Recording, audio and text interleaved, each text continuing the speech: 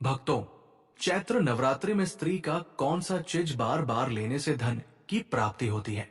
भक्तों, स्वयं माता रानी ने इन चीजों के बारे में बताया है कि अगर कोई भी पुरुष चैत्र नवरात्रि में अपनी पत्नी की इन चीजों खूब लेता है, बार बार लेता है, तो उसे करोड़पति बनने से कोई नहीं रोक सकता। उसके घर साक्षात माता रानी का वास होता है और आपकी जो भी मनोकामनाएं हैं, वो सारी मनोकामनाएं माता इन 9 दिनों में पूरा करके ही आपके घर से विदा होती है। भक्तों, अगर आप भी करोड़पति बनना चाहते हैं तो अपनी पत्नी की इन चीजों को लेने से पहले चैत्र नवरात्रि के पहले दिन ये 5 कार्य जरूर ही कर लेना है। फिर आपको अपनी पत्नी की उस चीज को खूब दबा कर लेना है। भक्तों, अगर आप इन उपायों को अपना लेते हैं तो मैं माता रानी की कसम खाकर कहता हूं कि रातों रात आपकी चमक जाएगी किस्मत, बन जाओगे धनवान। नमस्कार भक्तों, स्वागत है आपका एक और नई वीडियो के साथ सुखी संसार चैनल में। भक्तों, आप सभी को चैत्र नवरात्रि की ढेर सारी शुभकामनाएं। नवरात्रि आने में अब कुछ ही दिन दूर रह गए हैं।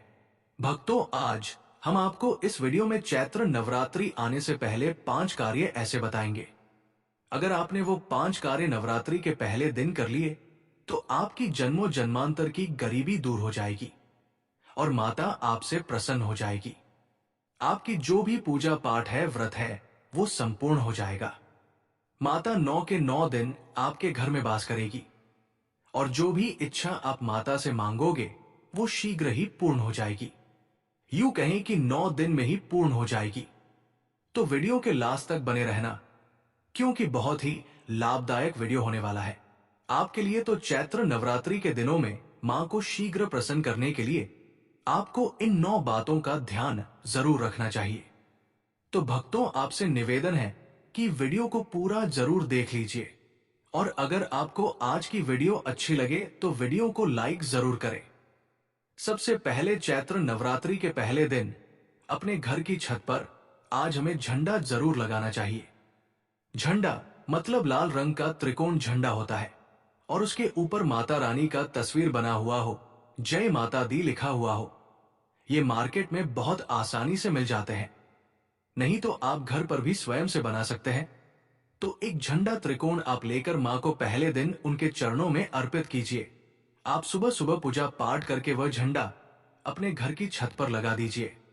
इस चीज का ध्यान रखें कि आप वहां पर एक दीपक जरूर प्रज्वलित करें, क्योंकि दोस्तों, चैत्र नवरात्रि माता रानी का एक पावन पर्व है और झंडा लगाते समय इससे क्या होगा, इससे यश की वृद्धि होती है। देखिए भक्तों, जब हम झंडा अपने घर पर लगाते हैं तो ये झंडा हमेशा लहराता रहता है, जिसके कारण उसे आपका सूचक माना जाता है। झंडा से आपको जीवन में सफलता की प्राप्ति होगी, यश की प्राप्ति होगी, मान प्रतिष्ठा की प्राप्ति होगी, समस्त प्रकार के सुखों की प्राप्ति होगी और मान सम्मान, सुख, समृद्धि तथा धन की वृद्धि होगी। नवरात्रि के पहले दिन आपको अपने घर के ईशान कोण में लाल रंग का झंडा अवश्य ही लगाना चाहिए। लाल रंग का झंडा माता को अत्यंत प्रिय है। लाल रंग का झंडा माता रानी का ही प्रतीक है, इसलिए आपको लाल रंग का झंडा अवश्य ही लगा लेना है। इसके बाद आपको मंदिर की अच्छी तरह से साफ सफाई करनी चाहिए और कलर करना चाहिए। कलर आप पेंट या चुना से भी कर सकते हैं। कुछ लोग होते हैं जो नवरात्रि में सुंदर कान करते हैं, माता के लिए आप पहले दिन कान कर सकते हैं। भक्तों, अगला जो कार्य है नवरात्रि में पहले दिन आपको जरूर करना है, वो है घर के मुख्य द्वार पर तोरण लगाना। तोरण क्या होता है? देखिए, आम के पत्ते लीजिए। जब हम पंच पल्लव के लिए भी आम का पत्ता लेते हैं, वही आम का पत्ता चाहिए हमें और थोड़ा सा अधिक मात्रा में आप लेकर आइए। उसे साफ पानी से धो लीजिए। धोने के पेंट के ऊपर आपको श्री लिखना है और जितना भी बड़ा आपका मुख्य द्वार हो, उसके एक सिरे से दूसरे तक एक धागा लेना है। आप यहां पर लाल धागा ले सकते हैं, पीला धागा ले सकते हैं। इस प्रकार से किसी भी रंग का धागा लेकर आप इन सभी पत्तों को एक माला के स्वरूप में बना लीजिए और उसके बाद इसे अपने घर के मुख्य द्वार पर लगा दीजिए। भक्तों, पत्तों पर श्री कुमकुम से लिख दीजिए या हल्दी से लिख दीजिए। भक्तों, अगर आप कहीं पर तोरण लगा हुआ देखते हैं तो आपको क्या लगता है? पहले ही सूचना में यह लगता है कि इस घर में कोई शुभ या मांगलिक कार्य हुआ है, और घर पर लगा हुआ तोरण, घर के मुख्य द्वार पर लगा हुआ तोरण आपके घर में शुभता की सूचना देता है, मांगलिक कार्य की सूचना देता है, इस बात की सूचना देता है कि आपके घर में देवी विराजित है। यह बहुत महत्वपूर्ण होता है। किसी भी प्रकार के धार्मिक कार्यों में पूजा पाठ भवन का निर्माण या कोई मुख्य हवन हो, इन सभी कार्यों में आम के पत्तों का बड़ा ही विशेष महत्व होता है। आम के पत्ते के बिना हर पूजा पाठ अधूरी मानी जाती है। कलश स्थापना में भी आम के पत्ते का सबसे विशेष महत्व होता है। इसलिए भक्तों, नवरात्रि के पहले दिन घर के मुख्य द्वार पर तोरण लगाने से बहुत ही शुभ फल भी हमें प्राप्त होता है। अगला कार्य है, तीसरा कार्य जो हमें नवरात्रि में जरूर करना चाहिए भक्तों, वो कार्य है अखंड दीपक प्रज्वलित करना। देखिए, अगर घर में हम अखंड दीपक प्रज्वलित करते हैं तो अखंड दीपक प्रज्वलित करने से मन की कोई भी इच्छा हो, अगर आप सोचकर और मन में धारण करके अखंड दीपक प्रज्वलित करते हैं तो आपकी कामना बहुत शीघ्र पूर्ण होती है। लेकिन इसके अलावा दीपक इस बात का प्रतीक है कि आपके घर में किसी भी प्रकार की नकारात्मक ऊर्जा प्रवेश नहीं करेगी और मन से घर से हर तरह से नकारात्मक ऊर्जा को दूर करता है। इसलिए अखंड दीपक चित्र नवरात्रि में पहले दिन से लेकर नवमी तिथि तक प्रज्वलित किया जाता है, जिससे कि सुविधा का घर में वास हो, सकारात्मक ऊर्जा का घर में वास। जहां पर सकारात्मक ऊर्जा होती है वहां पर सुख समृद्धि धन वैभव की प्राप्ति होती है और भक्तों मां भगवती वहीं पर वास करती है जहां पर सकारात्मक ऊर्जा होती है। इसलिए हम घर के मुख्य द्वार पर तोरण लगा रहे हैं ताकि बाहर से या मुख्य द्वार से नकारात्मक ऊर्जा हमारे घर में प्रवेश ना करे। इसके अलावा जब हम दीपक प्रज्वलित कर रहे हैं तो हमारे विचारों में किसी प्रकार की नकारात्मक ऊर्जा न हो, इसके लिए हम प्रज्वलित कर रहे हैं। जब हम पूजा प्रार्थना कर रहे हैं, मंत्र जाप कर रहे हैं, निर्मित में उसे कृपाई किया जाता है।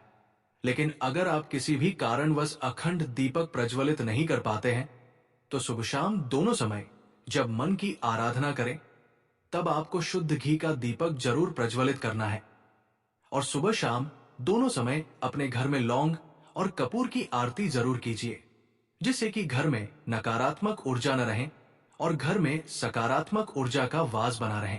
अगला जो कार्य है नवरात्रि में आपको जरूर करना चाहिए वो है कलश स्थापना। दीपक में एक और बात का ध्यान रखें, फिर हम कलश की स्थापना की बात करते हैं। दीपक में अगर आप घी का दीपक प्रज्वलित कर रहे हैं तो उसे आपको मां भगवती दुर्गा की मूर्ति के दाएं तरफ रखना होता है और अगर आप तेल का दीपक प्रज्वलित करते हैं तो मां भगवती दुर्गा के बाएं तरफ आपको तिल के तेल का दीपक रखें।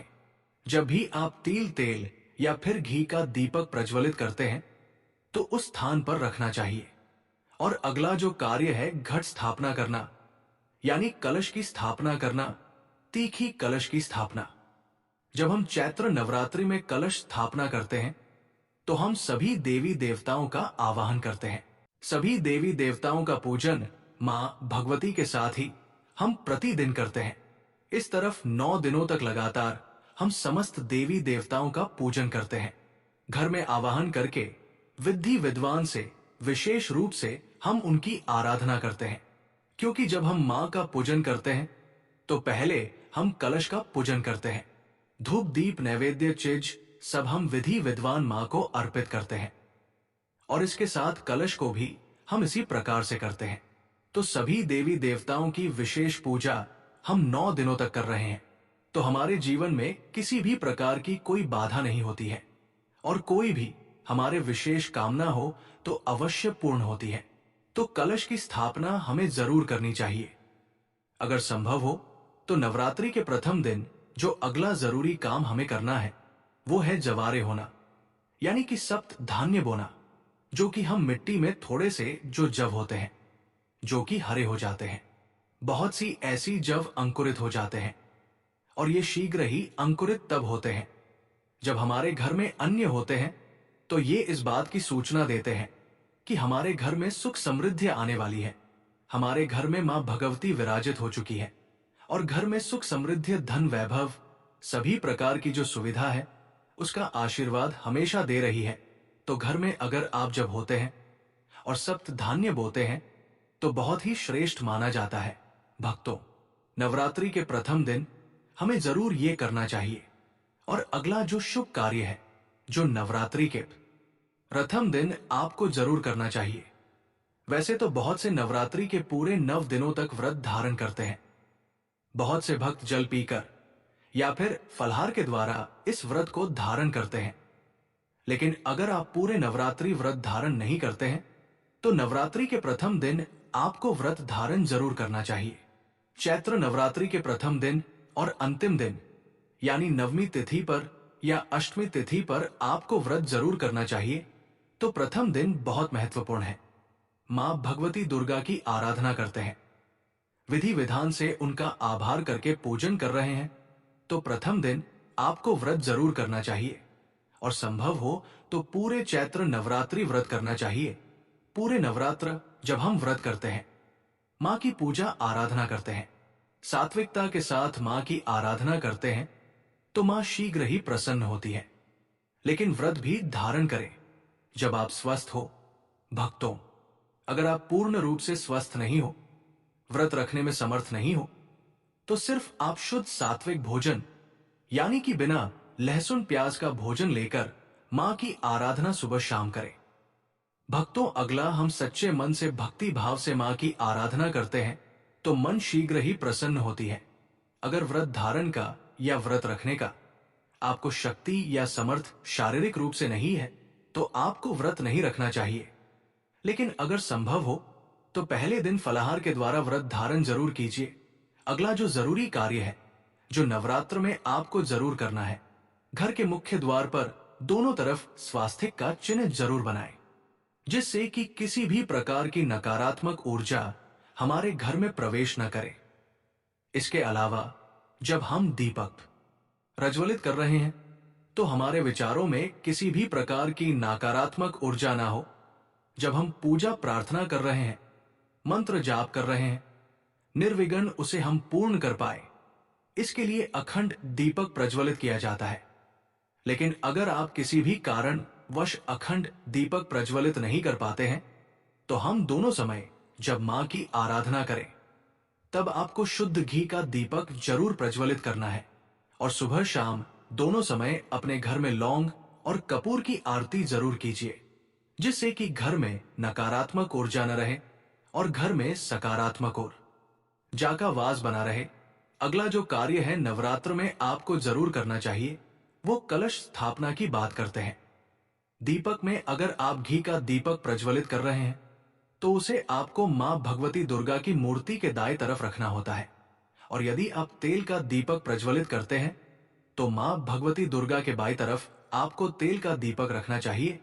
तो इस प्रकार से दीपक का आप ध्यान रखें।